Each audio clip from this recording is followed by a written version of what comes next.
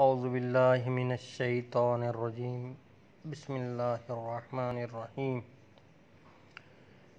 عالمیت امام پر ہماری بحث چل رہی تھی۔ امام کے شرائط میں ایک عالمیت ہے۔ عالمیت کی دو دلیلیں پیش کی گئی تھی، اس میں سے پہلی دلیل یہ تھی کہ مسائل میں امام کی طرف رجوع کیا جائے گا۔ جب مسائل کا علم مولا کو ہوگا، امام کو ہوگا، تو وہ مسئلے کا صحیح جواب دے سکے گا۔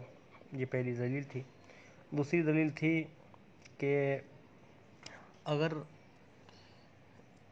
تمام رعیت سے امام عالم نہیں ہوگا، افراد امت میں کوئی عالم نکلا، تو امام اس کی طرف رجوع کرے گا، امام اس کی اقتداء کرے گا، کیونکہ عالم کی اقتداء کی جاتی ہے اور عالم کے ہوتے ہوئے جو جاہل ہے اس کی اقتداء نہیں کی جاتی۔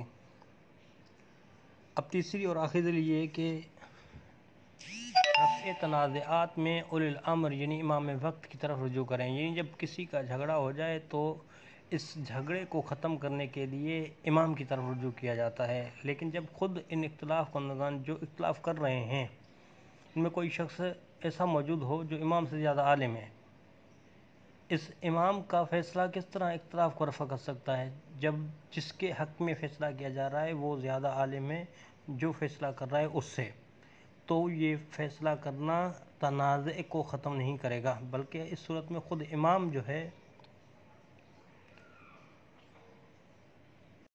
اس عالم شخص کے فیصلے کا محتاج ہوگا۔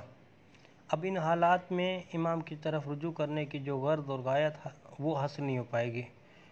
ہماری غرض و غایت کیا تھی کہ امام کی طرف رجوع کریں، ہمارا جھگڑا ختم ہو جائے، ہمارا تنازع ختم ہو جائے۔ اب جب غرض غایت ختم ہو جائے گی تو امام کا ہونا بے فائدہ ہو کر رہ جائے گا۔ یہ امور جو ہم نے بیان کیے ہیں اس کو برہان کہیں یا آواز وجدان، بہرحال ایسے واضح حقائق ہیں کہ کوئی صاحب عقل سلیم جس میں عقل ہے اور طبع مستقیم پر ہے ان میں کسی قسم کا خدشہ اور مناقشہ نہیں کرتا، لیکن تعصب اور عناد جب کسی پر غالب آ جاتا ہے تو اس کی بصارت اور بصیرت اور عقل و دانش پر پردے پڑ جاتے ہیں۔ اب جب بصارت اور بصیرت، عقل اور دانش پر جب پردے پڑ جاتے ہیں تو وہ حق اور باطل میں تمیز نہیں کر سکتا، حق اور باطل کو پہچان نہیں سکتا، حق کیا ہے باطل کیا ہے۔ اس کی جو حق اور باطل کو پہچاننے کی قوت ہے وہ بیکار ہو جاتی ہے۔ بدیہی اور واضح امور کو، بدیہی یعنی واضح امور کو نظری سمجھتا ہے، جو واضح نہیں ہے وہ سمجھتا ہے، لہذا امام کا عالم ہونا ضروری ہے۔